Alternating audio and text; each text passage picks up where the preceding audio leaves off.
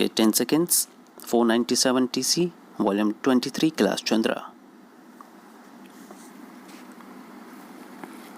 Start.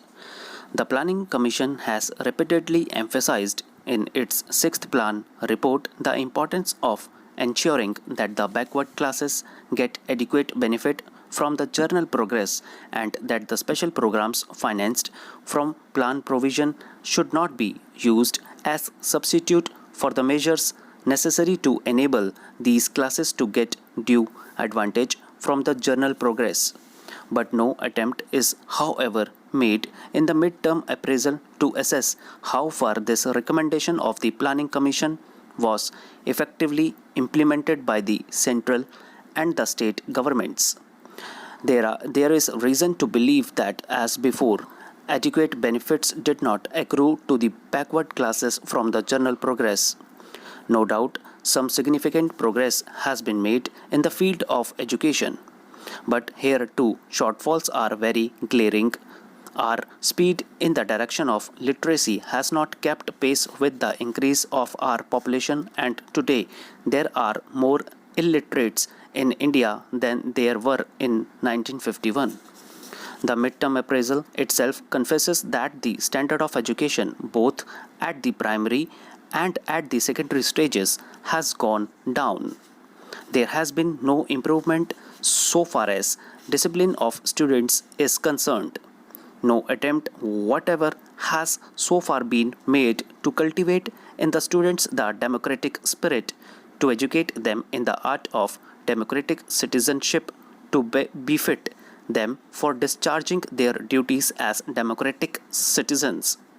Despite the recommendations of the Radhakrishnan University Education Commission and of the Mudaliar Secondary Education Commission, the social ideals of education are yet to be determined by this government, and attempts are yet to be made to reorientate our educational system on the basis of those social ideals. The directive principles of state policy required that by January 1961, provision for free and compulsory education for all children up to the age of 14 was to be made by the state. I do not know if even by the end of 7th 5-year plan it would be possible for us to provide free and compulsory education to all children up to the age of 14.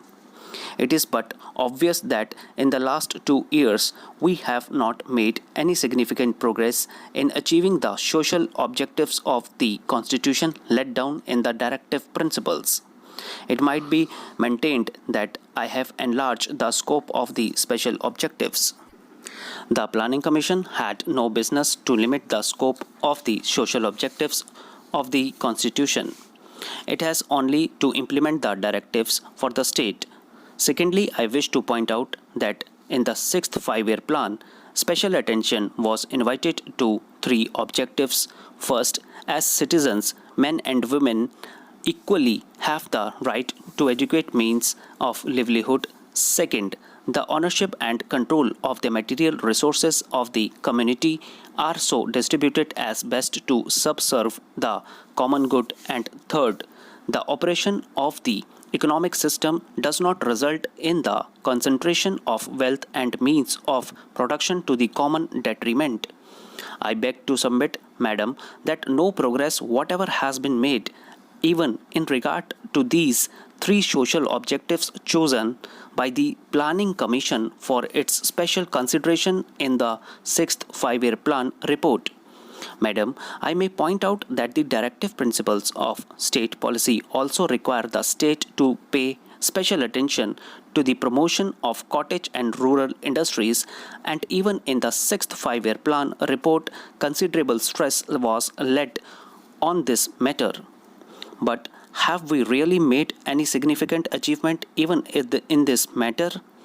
The midterm appraisal confesses that there has been a certain decline in the production of gur and khandasari and vegetable oils.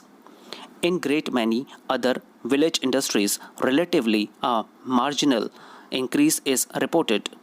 The production of handloom, cloth and khadi no doubt showed a sizable increase, but at the same time, production is estimated to fall short of the plan target at the end of the sixth plan period by about 100 to 150 million meters in the case of handloom cloth and 50 to 60 million meters in the case of khadi. It is admitted in the midterm appraisal that small industries and industrial estates generally suffered for want of certain raw materials, especially since the onset of emergency. I beg to submit, Madam, that while our government claims to be imbued with the spirit of Mahatma Gandhi, the father of the nation, and claims to stand for the production of small-scale industries, cottage and rural industries, as required by the father of the nation, this government is according step motherly treatment to the cottage and rural industries as well as to other small-scale industries. Take the case of Gur and Khandasari.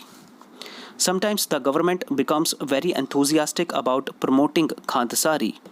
Sometimes all sorts of restrictions are imposed on the production of gur and khandasari.